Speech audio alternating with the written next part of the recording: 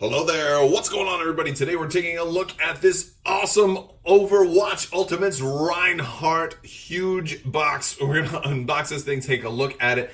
This is amazing. It's from Hasbro, and this is in basically the same scale as the Marvel Legends or Star Wars Black Series, except he is just a monstrously sized figure. Just to give you an idea of how big he is, here's the box for Lucio right next to it. He completely dwarfs that. Insane.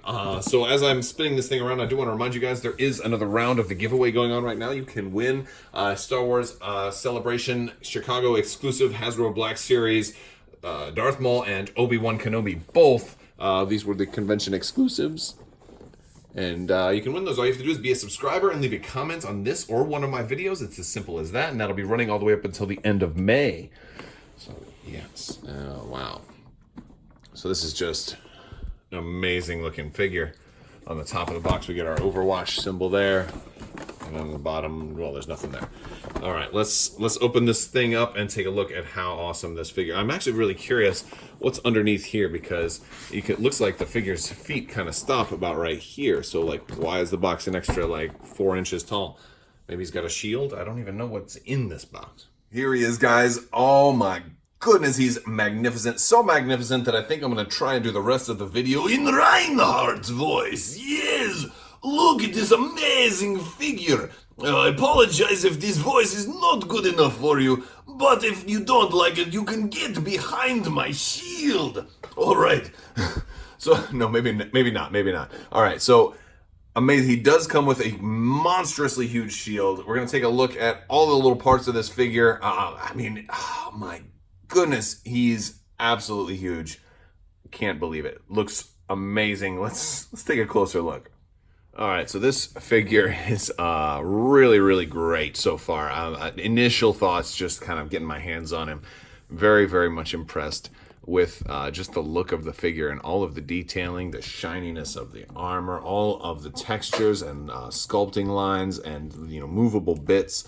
So much better than a lot of extra figures. Granted, this one is very hefty and he's heavy and he comes in at a pretty decent price point, but I mean, considering what you're getting here, it's actually really cool. So first off, we're gonna look at the figure. I do want to talk about the hammer first, because his hands are a little tough to get on this hammer. His fingers do not move, and they're very hard plastic, so it becomes tricky to try to lock the hammer into the hands, or to have him holding the hammer in both hands. It becomes tricky. So let's look at his hammer here. We have some scuff marks from where he's been smashing enemies. We have a couple of different paint apps and some textures on there, and then we've got a little yellow in there. I would have really liked if this figure had come with some like rocket booster effects, because the hammer is like a rocket hammer and it's supposed to be propelled with like jet power. So that much would have been nice, but it does not come with that. And then we have the bottom of the hammer as well right there. So it's pretty nice. And this hammer is actually taller than most other Overwatch figures. It's actually taller than well, it's about the same size as Reinhardt himself as far as height. All right, now the Reinhardt figure himself, let's go ahead and take a look. Here he is. This is the original Reinhardt skin, the classic, and it's a good one. We've got that awesome Sauron-looking helmet. We've got some really nice detailing here on the shoulders. And we've got some nice little paint apps all throughout the chest area as well. We're seeing numbering, a little bit of yellow, those yellow little triangles, which are really well done. Very precise, really nice looking. There's a lot of it in there as well. There we go. And underneath, we're seeing some arm detail, different paint apps for different parts of the arm. The hands have like a dark gray and a silver. And then there's his interior of his hand armor. I don't know why the loincloth piece here kind of moves up. That's a little strange, I guess, for like if he's crouching, so you can give him a little bit better mobility there, but that much is interesting. Now his shield hand right here, his left hand, this comes off, and this will actually be able to go into the shield or on his arm, depending on whether or not you've got him set up to have the shield deployed or not. So here's his little lion head And taking a look at the back for the upper body. We've got the rocket booster that's also built into him as well. Looks real nice. And let's see now for the knees, we've got some different paint apps on the legs. Real nice detailing all throughout. Beautiful boots here with the big pointy tip. Nice flat feet. So and pretty strong feet. Very heavy lower half. Very solid. Kind of allowing the model to kind of stand up pretty well on its own. Now for the shield here is basically like the top of it feels like the top of like a Tupperware type of box.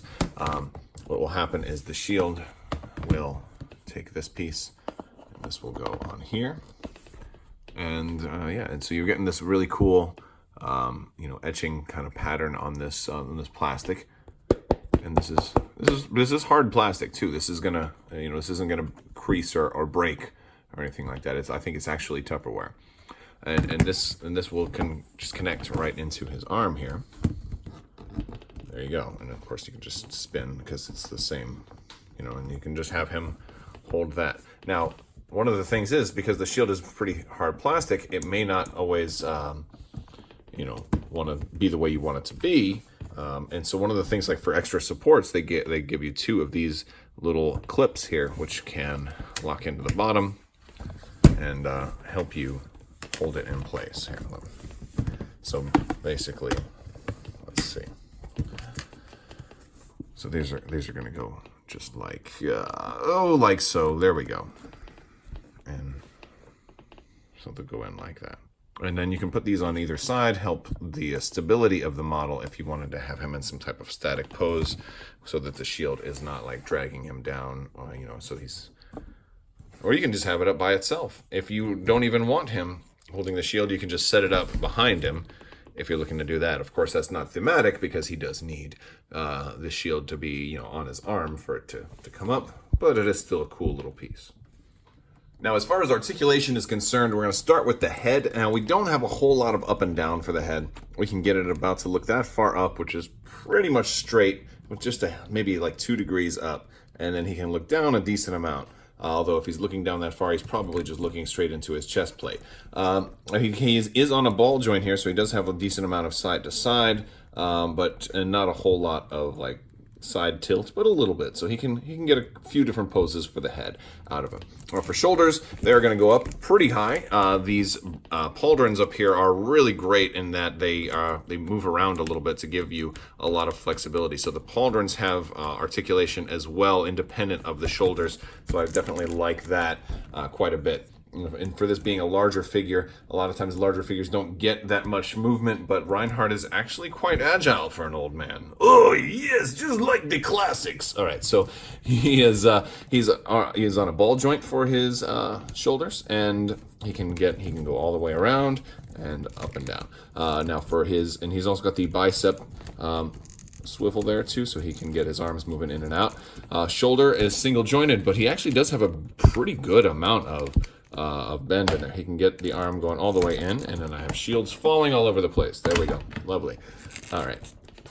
And same thing for the other arm. It can go in. Now these joints are stiff. They're click joints, so it's gonna like lock into one of the positions. And I think that's for a reason, because if he's gonna be holding heavy pieces, like his hammer and everything is very heavy, you don't want the arm just slinking down all the time. So click joints probably make sense here. We do have swivel wrist, and we have a joint here as well, so we can take the wrist in and out a decent amount. Actually, I'm really impressed with this hand joint. The fingers do not move, but I think that's because they're harder plastic and they need to be able to hold onto his hammer and not just drop it when you want to pose him. Same thing for the other finger. So for his chest, he does have only the one abdominal joint, which is pretty standard for most figures, but the Overwatch figures so far have had 2 abdominal joints. So here's the first one. I have only 1 that I've seen so far. But it does have a swivel here, as well as a little, well, not really. He really doesn't have any back and forward. It's only moving like a millimeter, so I think it's only intended to go left and right there. But he does have pretty good ball joints in the legs, of course, and then the flap here, the frontal lower abdominal flap. I don't know what the point of that is, but Reinhardt's got it, and he's very proud to show it off. And I think that's really there just to, in case he's moving a certain way and running, you don't want that, stopping his articulation on the legs. So the legs can go out a little bit. The armor does block some of the movement here on the sides if you wanted to have him do a split, but Reinhardt's not in the business of doing a split. He can kick forward pretty far and kick backward all the way. So that much is good. For knees, he does actually have, surprisingly enough, he has double jointed knees, although I don't know if he really needed them because he can only go back so far. The armor does inhibit a little bit of that, but it does give him some great, running poses like "get to the objective," So that's great. And then for ankle, we do have a joint here and some ankle pivot as well. Again, all of these joints are very stiff because they have to, support a lot of weight. This is one of the heavier figures.